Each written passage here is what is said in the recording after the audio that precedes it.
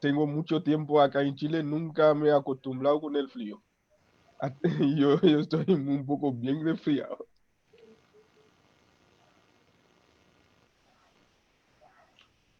Ahí comenzó. Ah, sí.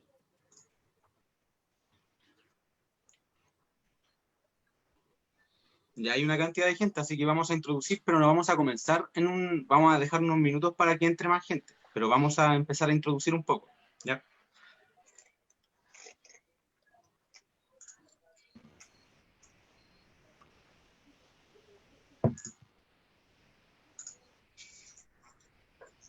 Ahí está entrando la gente. Sí.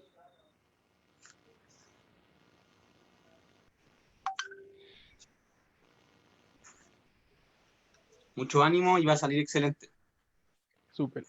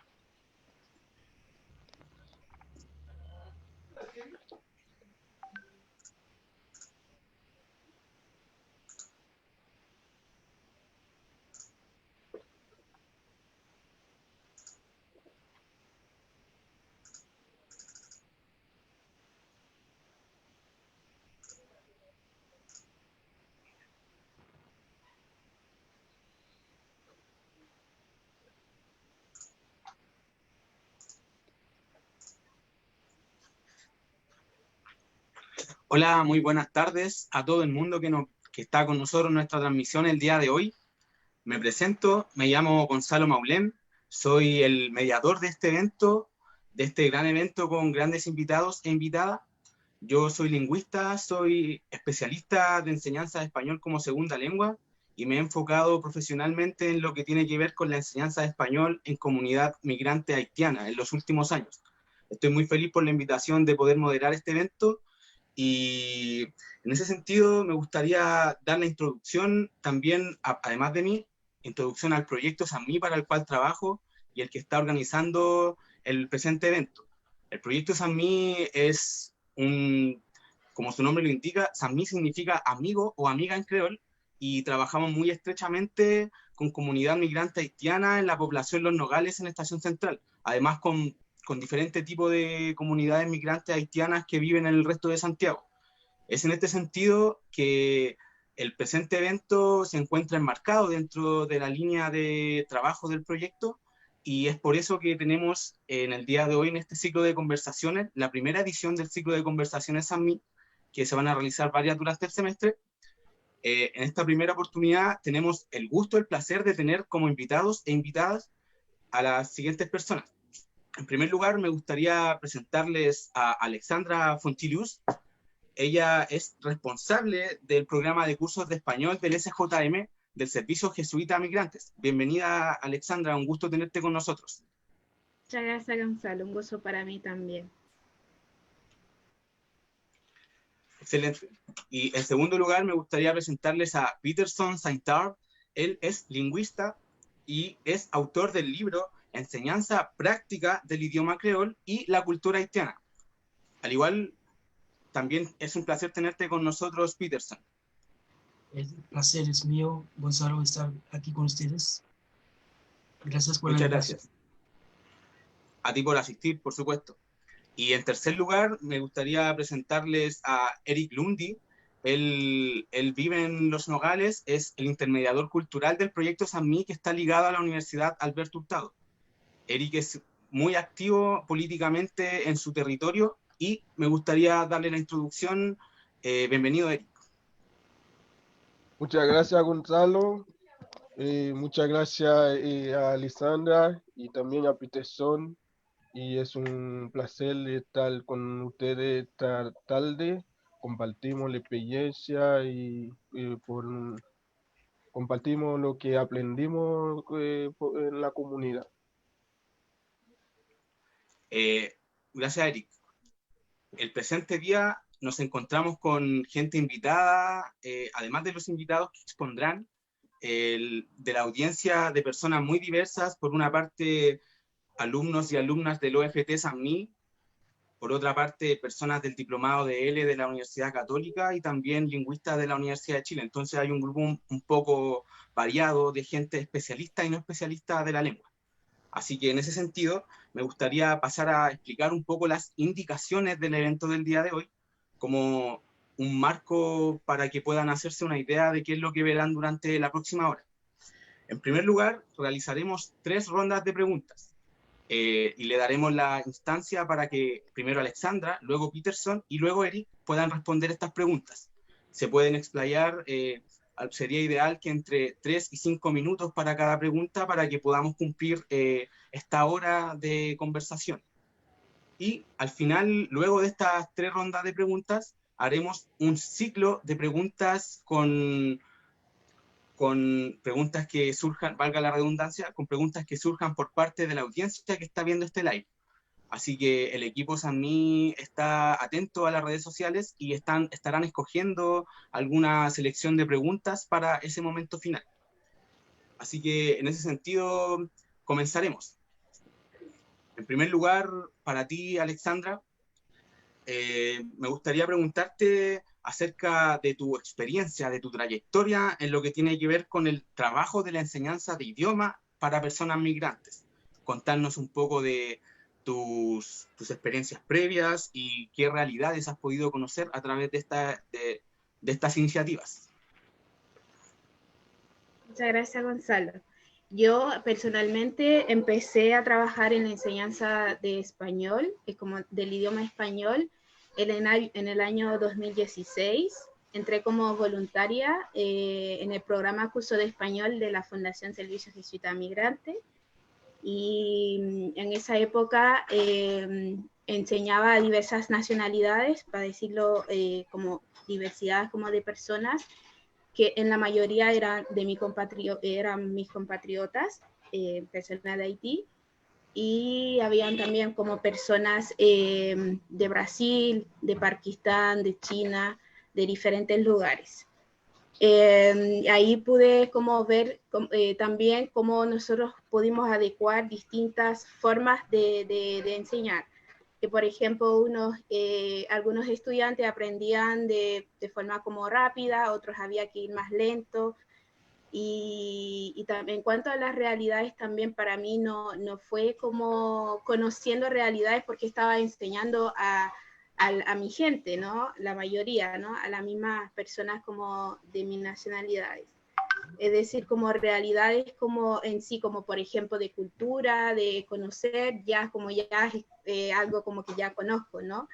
Y también llegué ahí más que nada como por la empatía también, porque yo aprendí el español en primera instancia en República Dominicana y ahí sé como lo difícil que me ha sido para aprender este idioma y era también llegué como voluntaria para empatizar con mi gente y poder aportar un granito de arena también.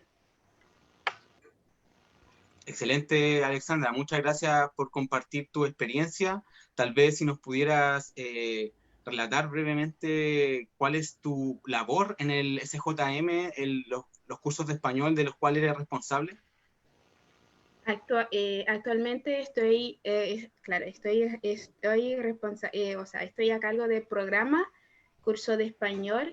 Coordino, no doy clases, sino coordino el programa. Es un programa que funciona también con personas voluntarias que enseñan español en diferentes lugares. En diferentes lugares, pero en la región metropolitana. Actualmente tenemos una red de cursos de español también, donde forman parte muchas instituciones que trabajan el tema y que también compartimos nuestros materiales como que generamos también en el programa. Muchas gracias por contarnos sobre tu trabajo. Ahora pasando a Peterson. Peterson, una pregunta muy similar. ¿Cuál es tu trayectoria, tu historia personal que te ha llevado a realizar enseñanza de español en contextos migrantes? Bueno, para empezar, yo llegué aquí a Chile en el año 2016 y como un año después, 2017, año como ya lo sabemos, que fue marcado por distintos acontecimientos. Y uno de ellos era el tema de migraciones. Y con la migración haitiana y había esa necesidad de acercarme un poco a la realidad. Y así, en este contexto de migración, había muchos efectos psicológicos, especialmente mucho miedo y preocupación y ansiedad por no poder comunicarse. Y así, agentes sociales me contactaron para hacerme propuestas de hacer clases a personas haitianas. Y para mí, esas propuestas de hacer clase fueron de muy gran envergadura, no solamente para hacer las clases en sí misma, también para acercarme a una realidad. Y así empecé a organizarme y hacer clases de manera muy, digamos, informal, porque antes no estaba en una organización así. Lugares donde había gente con esa necesidad y yo fui a hacer clases, como unas aquí, para mencionar algunas, Lo Espejo y El Centro, y también Conchalí, y aquí también, Ñuñoa.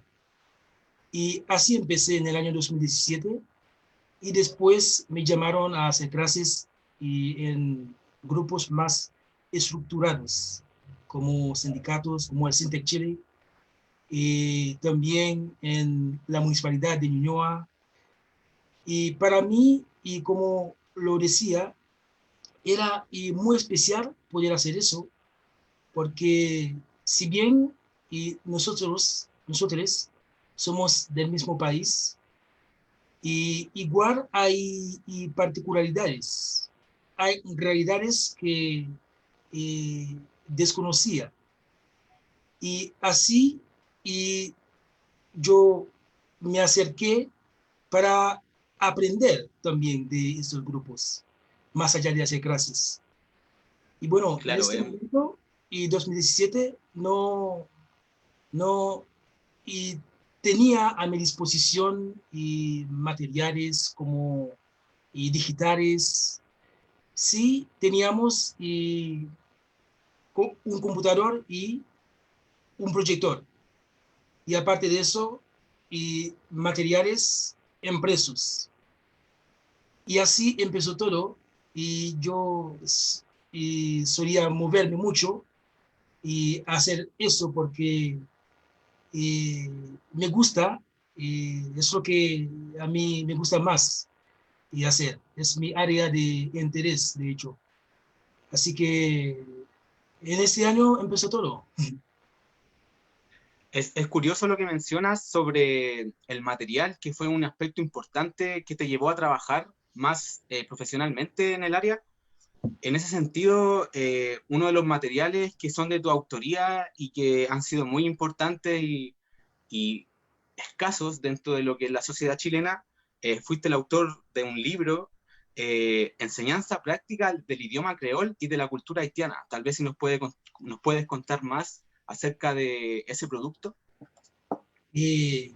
Bueno, como lo acabo de mencionar, este año 2017 es un año muy especial en mi, digamos, caminar en otro mundo, por decirlo así, porque ese año surgió y esa idea, y como acabo de mencionarlo, yo soy del mismo país con, y, con frecuencia, y hay realidades también para poder entenderlas, y tengo que comunicarme con ellas para tener acceso a esas realidades. Y eso pasa también para las demás personas hispanohablantes que también hacían clases a ellas, y también hay muchas realidades que no podían entender y tampoco tenían acceso, tenían cómo acercarse a esa realidad. Por lo tanto, esa elaboración del idioma creol y con parte importante de la cultura haitiana era un material para contribuir a eso, para dar acceso para dar esa posibilidad, mejor dicho, a estos dos grupos. Y las personas hispanohablantes para poder acercarse a este grupo, y también los estudiantes aprendiendo español, y era una forma también de acercarse a este nuevo mundo. Y así surgió el material para contribuir a eso.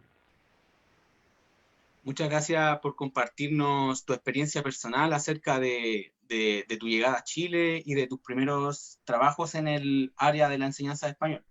Y ahora pasando a Eric, una pregunta de la misma envergadura, de la misma línea, acerca de cuál ha sido tu experiencia personal, tu trayectoria hasta este punto que te ha llevado a trabajar en el área de enseñar español a personas migrantes de Haití muy específicamente. Bueno, muchas gracias por el espacio de compartimos la experiencia. Bueno, en caso mío, yo llegué acá en Chile en el año 2000, del inicio del año 2013. Así llegó de República Dominicana, donde yo tuve un buen tiempo con parte de mi familia, pero llegué acá en Chile con algún problema de los migrantes haitianos identificados. Yo tuve que colaborar, ¿no?, con grupos en la comunidad donde yo estoy, empezar a tener contacto con algún compatriota haitiano y tener contacto con algún chileno, peruano, son miembros que viven especialmente en nuestra comunidad.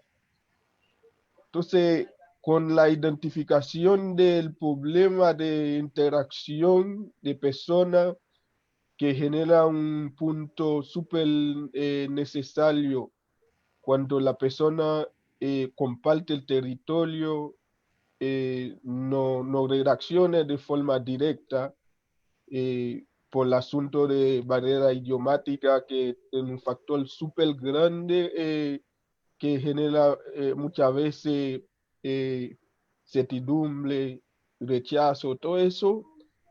Yo me ponía a pensar, ¿qué puede hacer para aportar algo en la comunidad? En el año 2015, ya cuando conocemos algún jesuita, especialmente Padre Marcelo, Padre Juan Diego, empezar a conocer el servicio que brinda el Centro CUI de la Universidad Alberto Hurtado, y un día lo compartí eso como un desafío. Un desafío como ver algún compatriota haitiana que vive súper difícil, complejo el tema, porque eh, no puede leer su contrato de trabajo, no puede ir al médico solo, no puede hacer alguna compra solo. Entonces eso lo complica bastante. Entonces me, me presenta eso como desafío. Entonces empecé a buscando alguien que me apoya, porque hay algún trabajo que están bien complejo o grande, uno no puede hacer cargo solo. Siempre uno busca a alguien que entiende de un punto de vista humano, humanista, los problemas que está pasando. Entonces ahí empezamos con el curso de español en la parroquia Santa Cruz. La parroquia la habilita el espacio donde hay, son salas chicas de reuniones. Entonces lo habilita para hacer clase de español, lo busca alguna pizarra. Entonces con menos material así, con un corazón abierta, todos empezaron a aportar algo. Ya, así que seguimos del año al año, llega un momento, la cantidad de solicitantes era muy grande, la parroquia no tiene espacio suficiente para hacer el acogido, entonces lo, lo buscan un vínculo que puede ser un poco mejor, el colegio San Alberto que está cerca de la parroquia. Ahí le da todo el espacio, lo facilita todo que necesitamos para hacer clase de español, una condición súper digna y con todo lo que necesitamos en esa época. Ahí de esa época sigue colaborando, me siento un poco bien satisfecho cuando ve el fruto o el producto que a todos ese curso siguen nos dando hasta el día de hoy, eh, superando muchas cosas que son cosas que es súper necesario a nuestra compatriota haitiana. Entonces, lo bueno que hay en eso, uno no solamente ofrece apoyo o quizás enseña algo a la persona, uno teniendo aprender más de lo que necesita, porque enseñar español es algo que relaciona directamente con la cultura. El lenguaje es un punto que relaciona con la cultura. Entonces, si uno no practica el idioma donde está, es difícil, es difícil entender el lugar o la comunidad de un punto de vista cultural, porque si él interactúa con una persona, lo más esencial en eso es entenderlo. Comparte la experiencia y comparte lo que tenemos de bueno o de mal. Todo eso son parte de la construcción de una comunidad. Claro. Bueno, muchas gracias a ustedes tres por comentarnos su experiencia. Nos han podido hablar de que hay un trabajo histórico en comunidades ligado a instituciones como universidades, a colegios, instituciones religiosas, sindicatos en el caso de Peterson.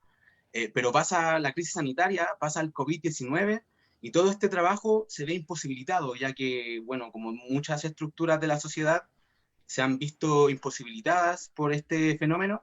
¿Qué pasa con las redes de cursos de español en el contexto de la pandemia? ¿Cómo la pandemia ha afectado el trabajo de enseñanza de español? Y en ese sentido, ¿cómo hemos adecuado nuestro trabajo a este contexto? Empezando por ti, Alexandra, ¿cómo ha sido el cambio en tener toda una serie de dinámicas por Internet?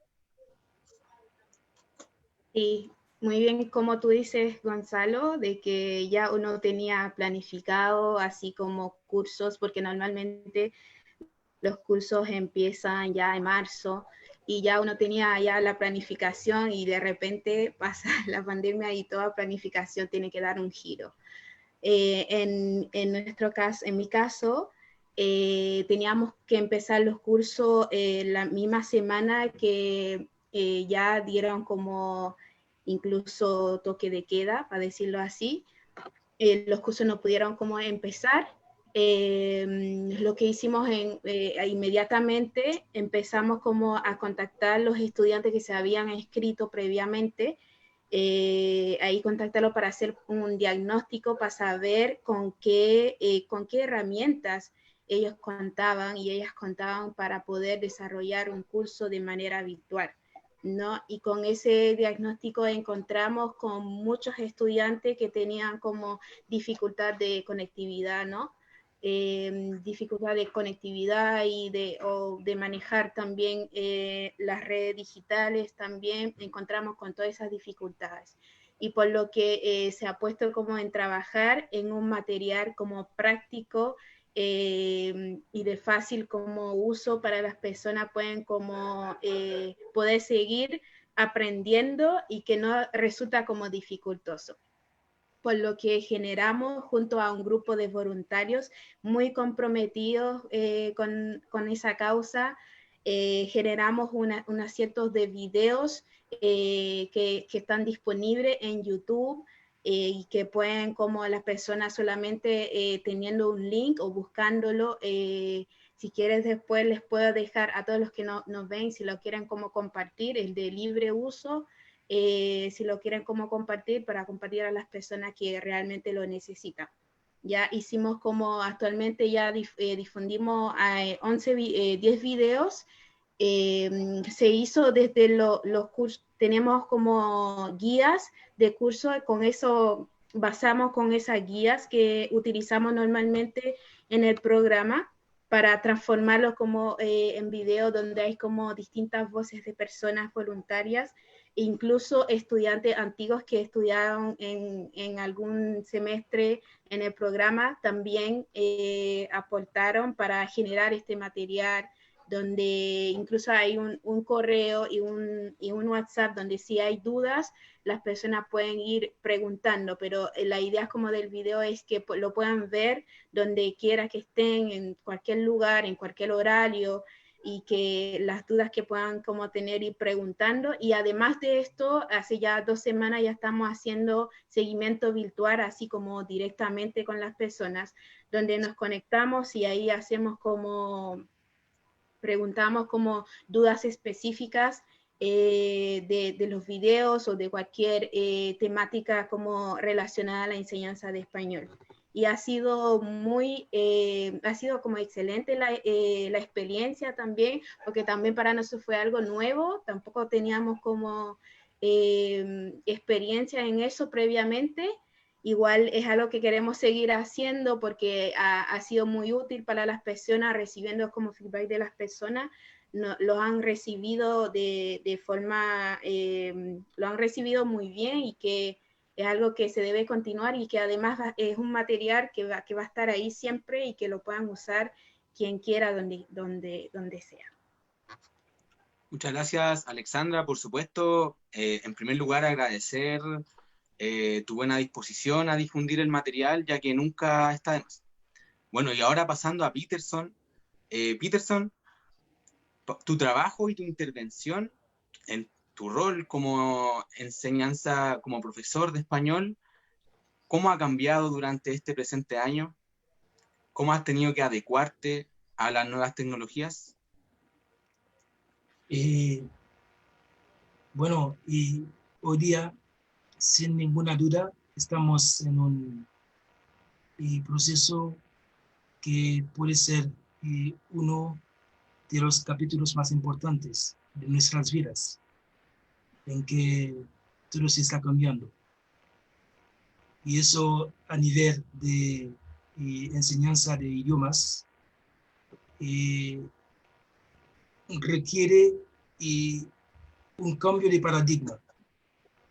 Y este cambio tiene que ver con conexión de internet por un lado, y por otro lado, y conexión con las personas estudiantes. Conexión de Internet, como ya lo sabemos, hay un porcentaje muy importante de estudiantes que no tienen ese acceso a tener un computador y tener Internet, y eso nos está afectando mucho. Y por otro lado, tratar de tener una cierta conexión con esas personas. Ha sido muy difícil, estresante y también interesante lo que estamos viviendo, ¿no? Un proceso que está exigiendo de nosotros otras habilidades, otros recursos y otras maneras de hacer. Entonces, es un proceso también de aprendizaje muy interesante. Y también requiere otras estrategias de enseñanza. Y por nuestra parte, lo que venimos haciendo es más bien utilizar documentos para poder utilizar cuando resolvamos algunos problemas básicos, como acabo de mencionarlo, de computador, de conexión, etcétera, para seguir con nuestro trabajo. Y también estamos trabajando en nuevas maneras de acercarnos a estas personas estudiantes. Por ejemplo, tenemos materiales con una diversidad muy importante, porque nos hemos dado cuenta de que, bueno, vengo haciendo otras clases, soy profesor de inglés también, con esas clases me he dado cuenta de que hay una nueva forma de hacer para poder tener la atención de las personas estudiantes, porque cuando uno está trabajando así, especialmente cuando no hay cámaras activadas, no hay una certeza de que las personas estén. Así que hay nuevas estrategias para hacer más atractivas los materiales, para tener esa atención, lo que es mínima para el. Y también venimos acercándonos a otro enfoque, por decirlo así, que es más bien tratar de hacer lo que las personas estudiantes. ¿Me están escuchando? Parece que está pegado. Perfectamente, Peterson. Y como lo decía, este nuevo enfoque es tratar de hacer lo que las personas estudiantes no pueden hacer solas. ¿A qué me refiero? Nuestras clases, de manera particular, hacemos clases de conversación. Así que eso es nuestro enfoque. Lo que tiene que ver con ejercicios gramaticales, y tratamos de dejar todos esos a las personas estudiantes, porque pueden hacer eso desde su casa. Entonces, cuando nos conectamos así, es solo conversación. Así nos venimos con nuevas estrategias, nuevas formas de hacer. Así que, como lo decía, es un proceso desafiante y difícil, también interesante, ¿no? Claro. Muchas gracias, Peterson. Bueno, ha sido, como tú dices, complicado adaptarnos, estar a la altura de las plataformas virtuales.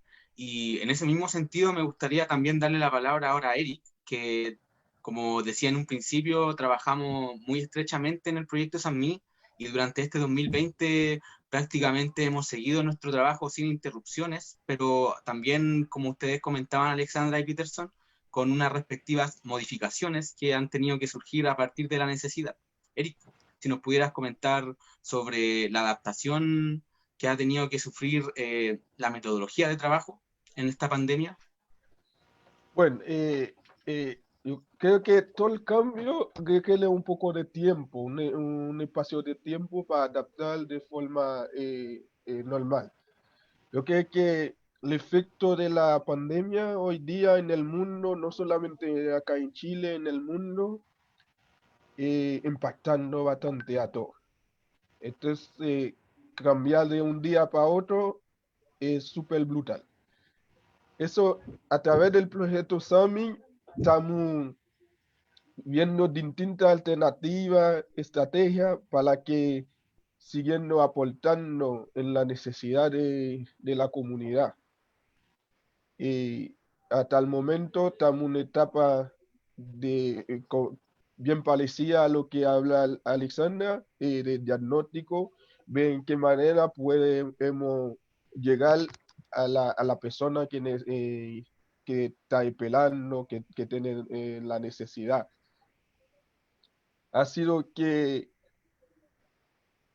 no solamente la pandemia hoy día es un problema de salud, también es un problema social, emocional. Nosotros tenemos que ver en esa altura cómo aportarnos en lo que puede para que la persona siente adecuada por una buena enseñanza.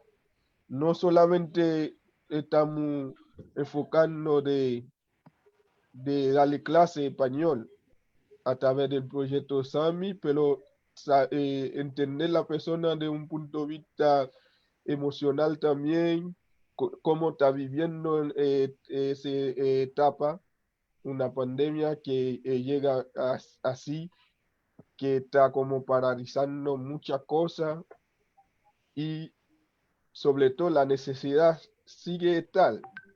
Uno no va a estar como por la pandemia, no va a decir que no va a haber más necesidad de aportar o de enseñar español a la comunidad que necesita, pero la necesidad es tal. Entonces, a través de todo eso, el diagnóstico que estamos viendo ahora va a haber un resultado, como nosotros tenemos que actuar de forma bien eficiente para que nuestra compatriota, nuestro alumno que participa en el proyecto SAMI, sigue beneficiando. Y también conocer otra realidad que nos trae ahora, que requiere un esfuerzo mayor de tener algún aparato tecnológico, digital, como he dicho, para que siga teniendo clases de forma virtual. Entonces, eso no requiere también, bueno, puede verlo de un punto de vista económico también, porque cuando eso está pasando, como te digo, es un problema social, la persona está buscando lo más esencial para vivir, pero uno no puede estar exigiendo de tener un celular adecuado para asistir a clase, o quizás tener un computador, una conexión adecuada para asistir a clase. Entonces, yo creo que de una manera eso viene como de lo segundo. Entonces, por eso el proceso se atrasa un poco el proceso, como había plantado, como teníamos planificado por el año, por el semestre. Claro, muchas gracias, Eric. Bueno, dos pequeñas cosas. La primera, comentar que en conjunto con Eric, hemos estado el primer semestre elaborando un curso de creol para personas hispanoparlantes que mediante cápsulas de video que se suben a YouTube pueden aprender nociones básicas de creol, así también como hemos elaborado informativos acerca del registro social de hogares, del retiro del 10%, información relevante y difundida por las redes del proyecto. Y por otro lado, me gustaría quedarme con lo último que dijiste, Eric, que comentabas acerca de las dificultades que está teniendo la comunidad y la sociedad en enfrentar este desafío tecnológico, este desafío de realizar todo de manera virtual. Así que vamos a pasar a la tercera pregunta, que tiene que ver con cuáles son los desafíos de la enseñanza de una segunda lengua en estos contextos de virtualidad. ¿Qué es lo que habría que hacer para mejorar? Y sobre todo teniendo en cuenta las necesidades muy específicas que tiene la comunidad haitiana en Chile en este 2020. Alexandra, comenzamos contigo nuevamente. Sí, yo creo que el principal desafío o dificultad para adecuarnos a la situación es la conectividad, claramente, porque no solo para la enseñanza de español, sino también como por ejemplo, las universidades, todo lo que es enseñanza, como adecuarse a esta situación ha sido complejo, ¿no? Sobre todo la conectividad.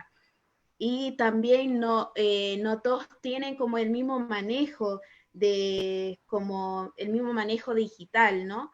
Y cuesta como un poco ponerse de acuerdo también del horario, también es una dificultad de las personas, teniendo en cuenta también, claro, como una pandemia, hay otras prioridades también, no por eso también el español sigue siendo importante, sigue siendo relevante y además también para mí también preocupación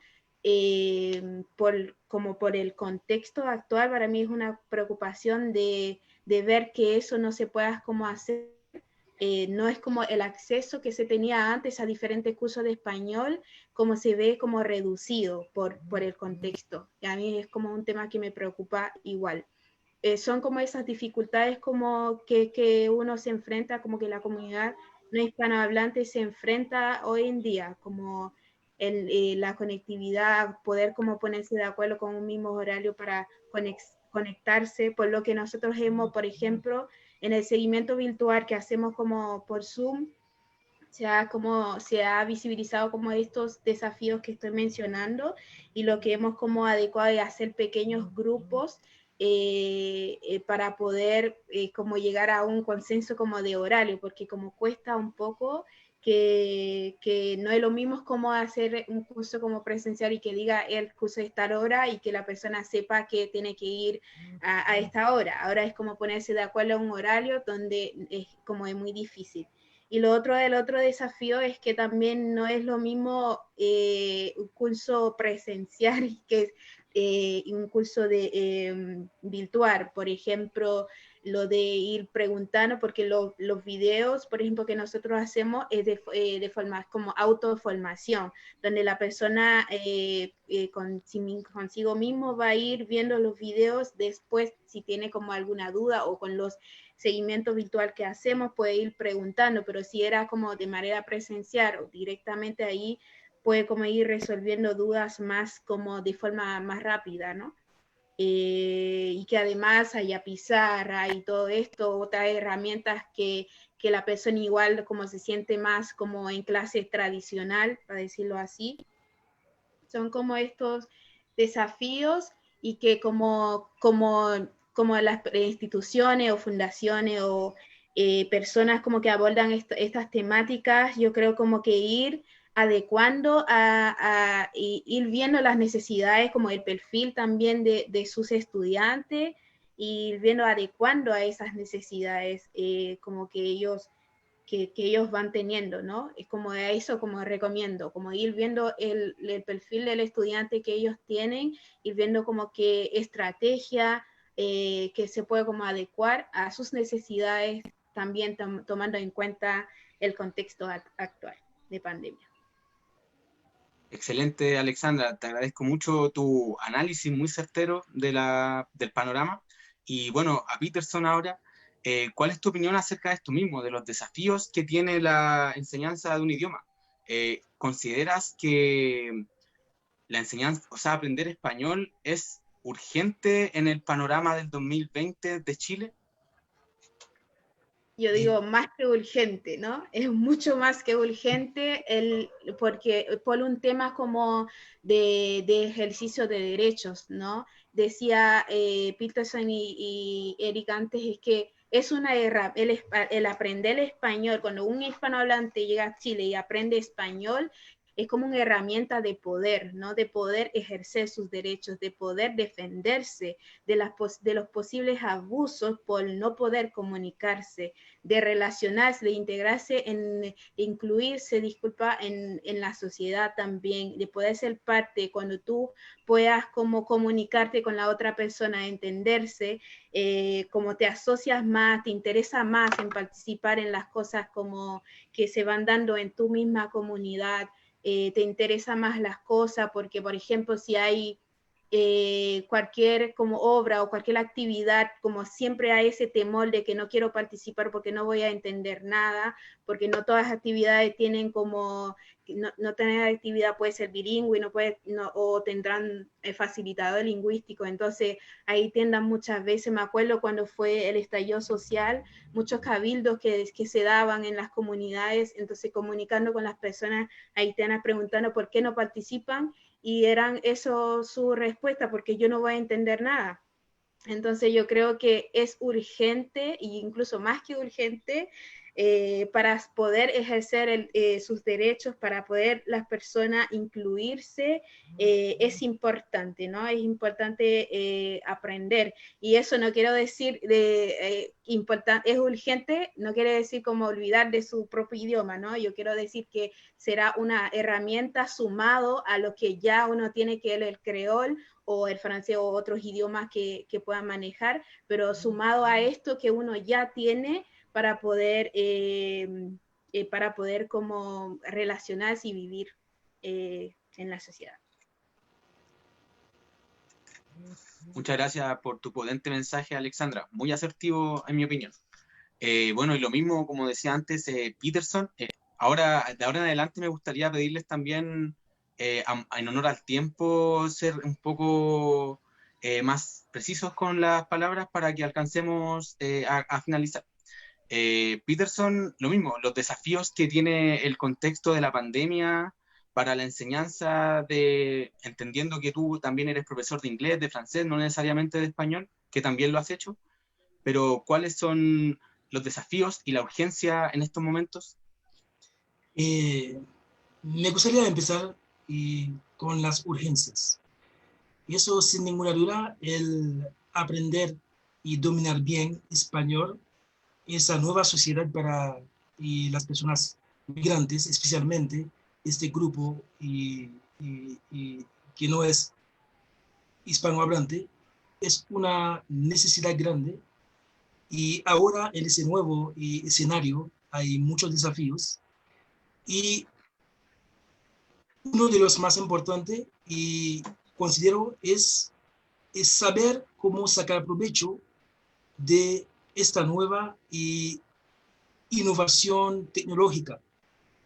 Si bien que en ese contexto de pandemia estamos muy lejos de uno a otro. No obstante, y con esta misma herramienta y facilita de alguna forma la conexión más rápida. Entonces, encuentro que es uno de los desafíos más importantes, saber cómo sacarle provecho, porque también está ofreciendo nuevas posibilidades. Y otro desafío es saber cómo superar esa presión psicológica que está también en el juego.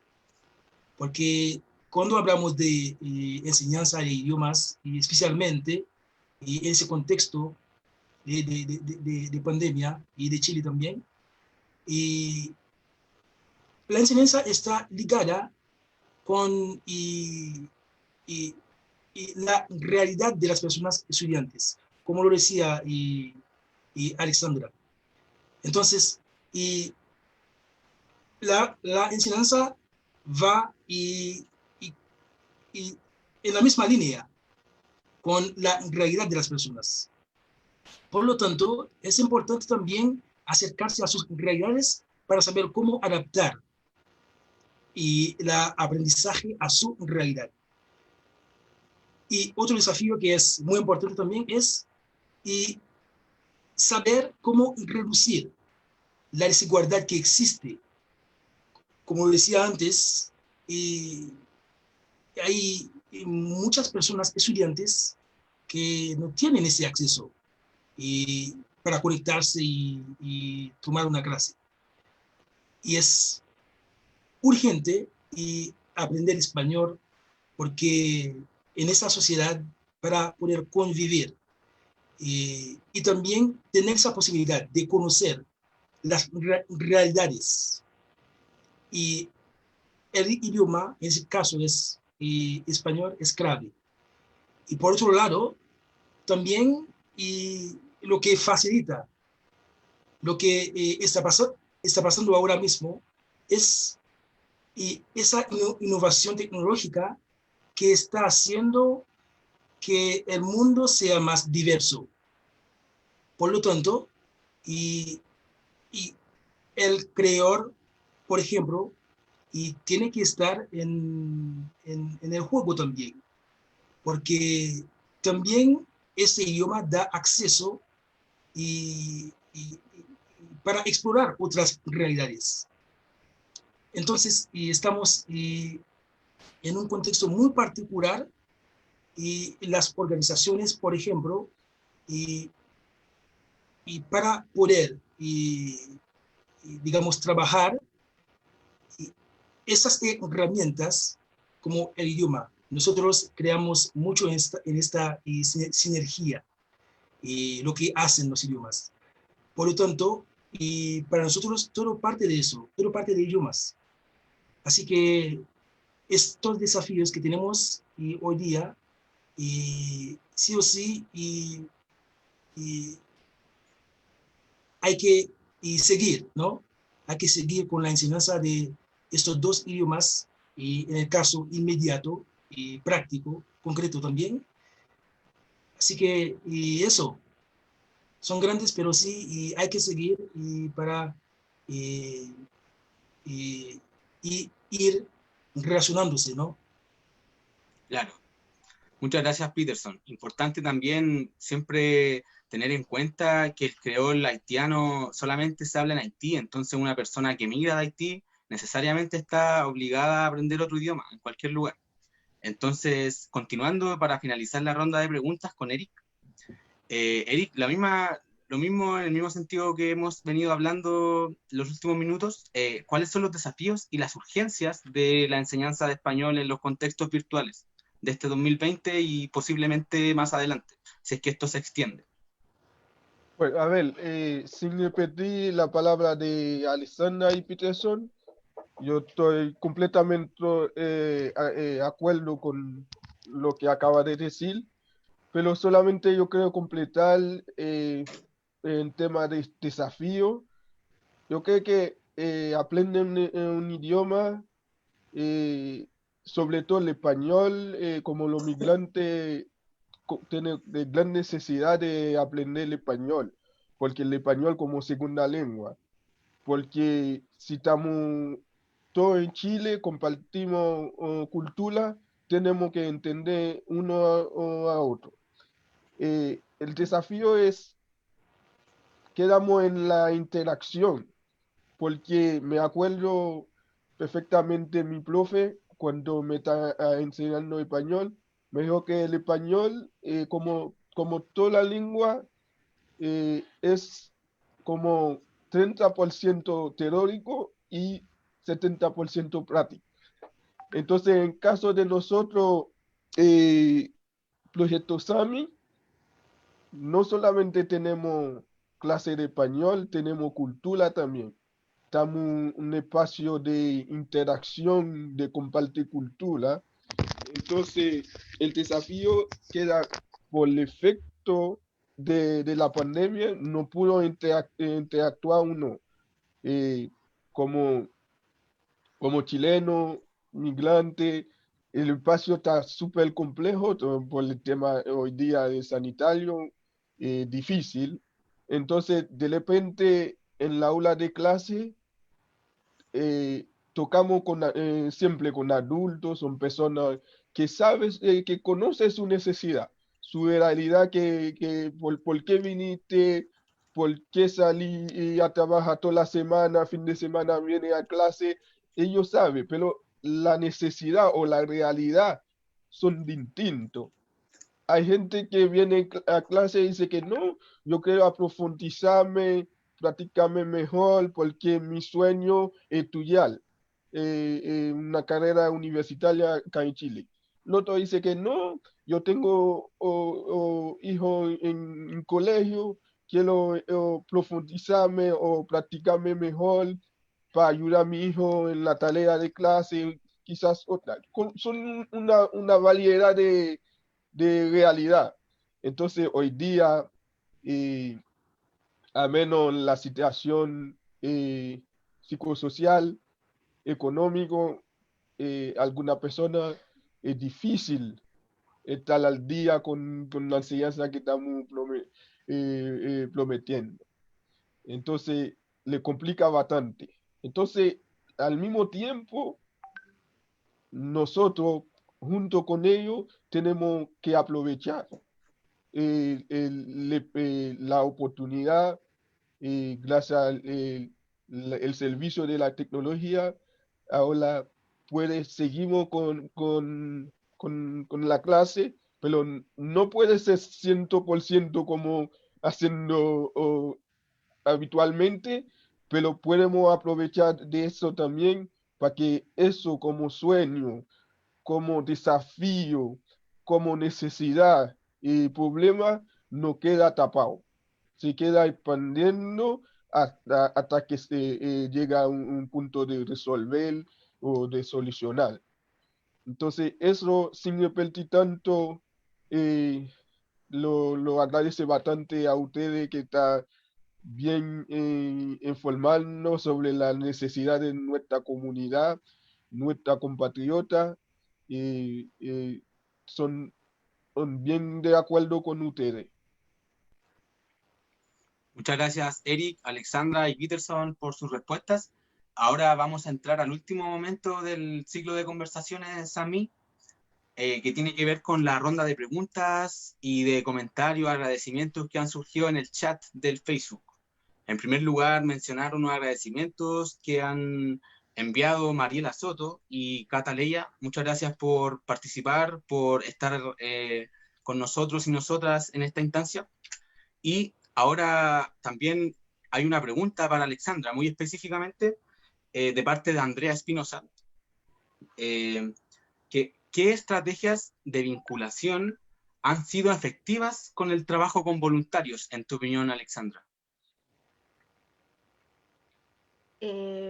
Estrategia efectiva, yo creo que el conocer también al público como que trabajan. Por ejemplo, en el programa ha surgido eso como de hacer como charlas como sobre cultura de Haití y poder, sino también poder acercarse ellos a la comunidad haitiana y entender, comprender cuando hay como ciertas dudas, preguntas con respecto a eso, y como de vinculación, más como con la población haitiana. Y que otro como estrategia como que me viene ahora es eso, sobre todo como dejar siempre como la flexibilidad también, como tanto como de parte de ellos, y que como poder vincularse como con la comunidad, para decirlo así. Y rescato mucho nuevamente como el compromiso como de ese grupo de voluntarios como que tenemos, como un grupo muy comprometido con con la causa, con la enseñanza de español, como querer aportar su granito de arena es como lo más como relevante que lo primordial como de ellos. Claro, es importante tu respuesta porque el trabajo con voluntarios y voluntarias creo que ha caracterizado a las intervenciones de los programas de español con personas de Haití. Bueno, pasando a otra pregunta, también de Andrea Espinosa, pero esta vez para Peterson. Ella pregunta, ¿de qué manera logramos que los niños y las niñas no pierdan el creol? Debido a que muchas veces la escuela chilena trata de chilenizarlos. ¿De qué manera se puede conservar el creol en las próximas generaciones que van naciendo, Peterson? Bueno, y muchas gracias por la pregunta.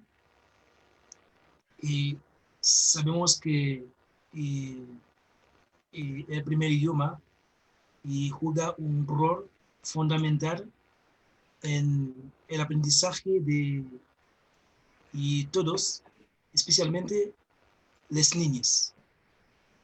Y por lo tanto, es importante que desde las escuelas que tengan eso en cuenta, que sepan de una parte importante de la cultura que es el idioma. Saber eso y enseñar desde la interculturalidad para que las niñas no pierdan esa parte que es, no quiero decir que les identifique, pero hace parte de ellas. Y también desde su familia sería de muy gran ayuda poder ir utilizando el idioma en casa. Y creo que eso es súper importante, enseñar desde la interculturalidad, para incluir este idioma también como parte de su enseñanza. Y por lo tanto, es importante que las profesoras, profesores también, que tengan eso en cuenta al momento de acercarse a su proceso de aprendizaje. Y así se puede ir como conservando este idioma. Muchas gracias, Peterson. Estoy muy de acuerdo con lo que has expuesto. Chalo, disculpa, yo quiero complementar algo sobre esa pregunta también. Sobre de un punto de vista cultural, también de mi experiencia también. Yo creo que, como bien dicho Peterson, el tema de la interculturalidad juega un rol súper importante también. Sobre todo no solamente acá en Chile, algo que yo vi en República Dominicana, hay un tema que se llama aculturación. Aculturación es donde lo pone de forma obligatoria la cultura donde está, sin tener en cuenta que usted tiene su propia cultura, usted tiene una cultura, tiene que balanzarlo de forma adecuada. Entonces me ha habido algo que pasa en República Dominicana, donde hay niños migrantes haitianos de un tema como de aculturación, enseña a ellos si habla español, creol, se parece haitiano. Entonces, para ellos, haitiano es como una persona como inferior a lo que los dominicanos, lo que habla español.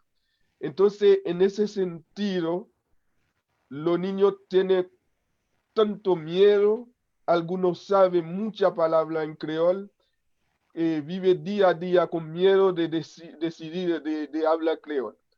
Entonces, la familia no tenía cuenta de eso. Entonces, en ese sentido, el núcleo familiar es súper importante también para valorizar lo que tiene como cultura, porque, como dice, se me olvidó el nombre, interlocutor francés, dice, no hay cultura buena, no hay cultura mala, todos son cultura. Entonces, si pasamos por el idioma, todo idioma viene de una cultura propia. Entonces, también dice que no hay idioma buena, no hay mala. No hay uno que está sobre el otro, es solamente lo ocupamos para interactuar uno con otro. Entonces, todo tiene su valor, todo tiene su apreciación. Entonces, yo creo que esto tiene que partir por el lado de la interculturalidad real. Pero a veces yo me he visto en algún colegio, a veces está haciendo fiesta de la interculturalidad. Y lo que hace el término real no es la interculturalidad. Entonces no hay una mezcla de cultura. Si no existe una mezcla de cultura, uno no puede hablar de la interculturalidad.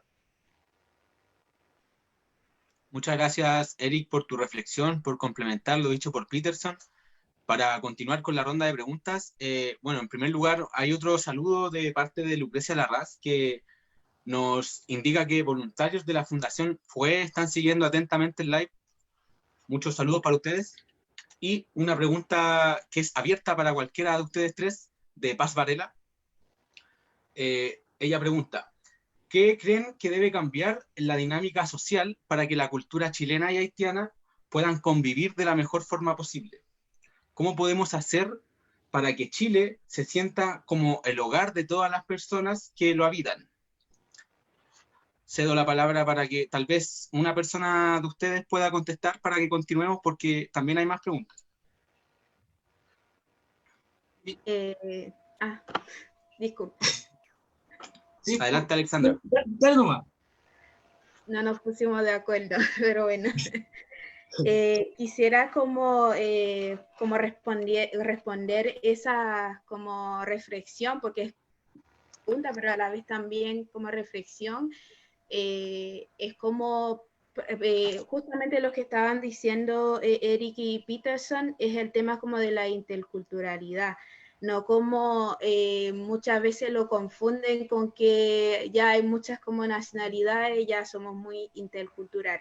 Yo creo como que ir más profundo, ir como dejar como el espacio libre, por ejemplo, hablaban como del tema del idioma, sí, como chilenizar como el estudiante como en la escuela, yo creo como dejar ese tema, porque pasa que cuando una persona está hablando creol y está como muchas otras personas, las otras personas como que se sienten como incómodos o incluso se enojan. Entonces, como que empezar desde ahí, actitudes como muy pequeñas que muchas veces piensan que no molesta al otro, como que esas actitudes, por ejemplo, si otra persona está hablando, en cambio, si está hablando inglés, no importa, incluso es sinónimo de admiración, entonces, porque si está hablando creol es un problema. Entonces, como dejar desde ya como pequeñas actitudes,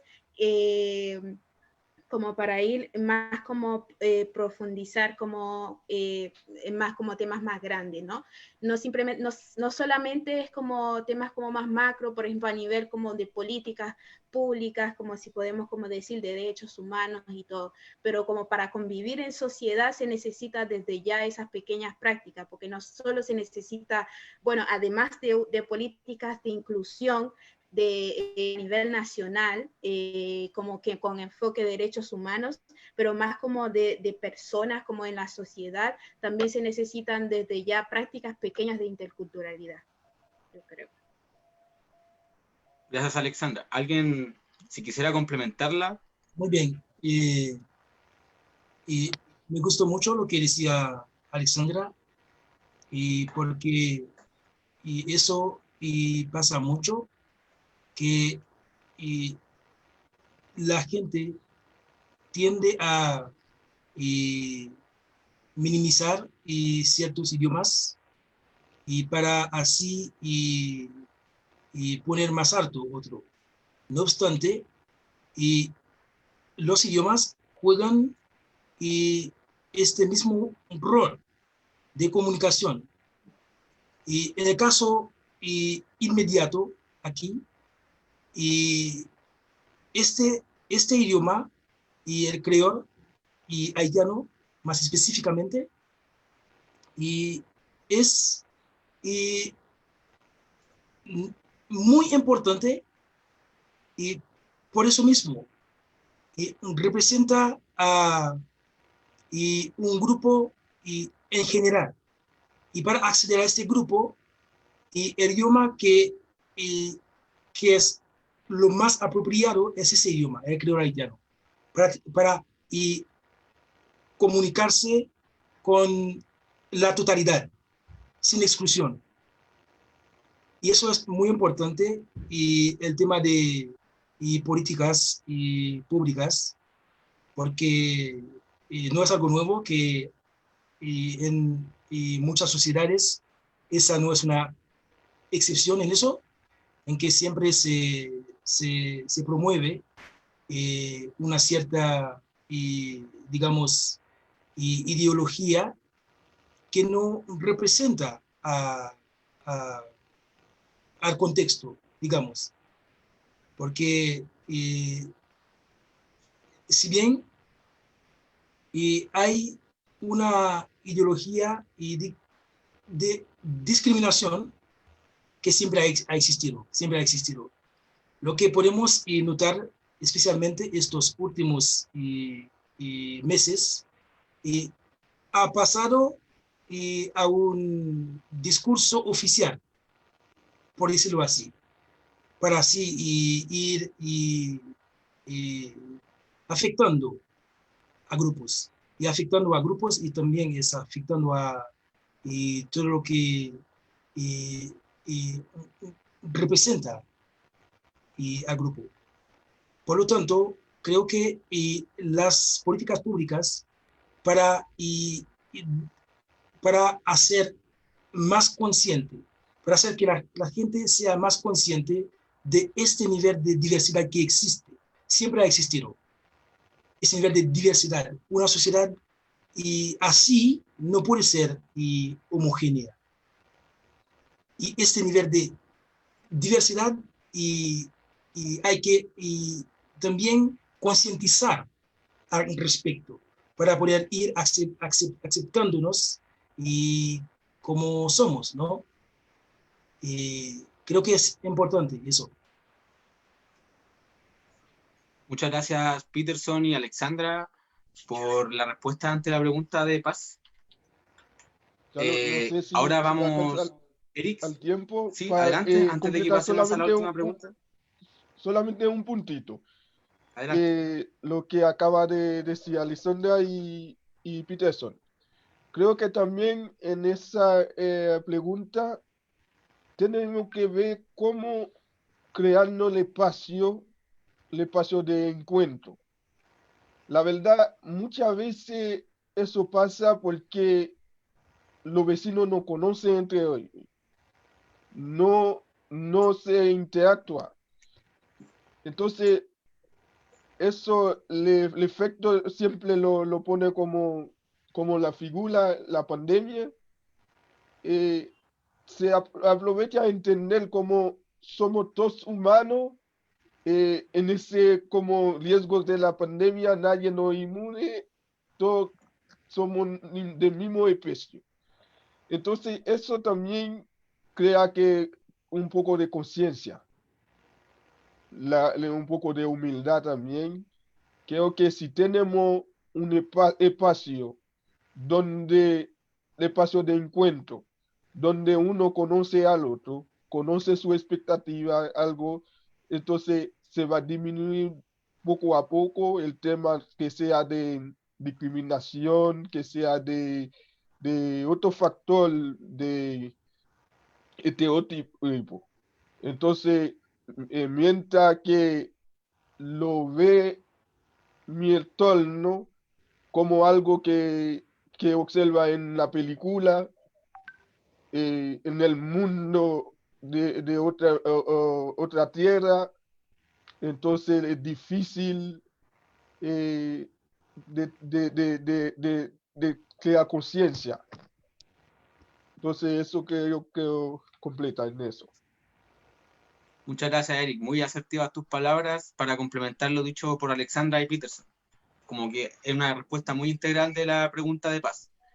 Antes de pasar a la última pregunta, que también es abierta, me gustaría señalar unos agradecimientos y saludos que han surgido en este chat por parte de Maite Pino, de Paula Milategua y también de Javier Alviar, que ella también es parte del proyecto. Muchos saludos también a ustedes por estarnos viendo a esta hora. Y la última pregunta por parte de Jorge Sandoval. Jorge, un viejo y querido amigo mío. Gracias por tu pregunta, Jorge. La pregunta es la siguiente. Él dice que tomando en cuenta el contexto de alta diversidad cultural aquí en Santiago, de mucha gente que habla español, no solamente comunidad chilena, comunidad venezolana, peruana, colombiana, etc. Y teniendo también en cuenta el español de Santiago, el español del sur, el español del norte, etc. Él pregunta, ¿cómo afecta positiva o negativamente el contacto de aprendices de español con las distintas variedades de este español? Para una persona haitiana, ¿es difícil aprender el español de Chile, considerando la diversidad cultural que existe en Santiago?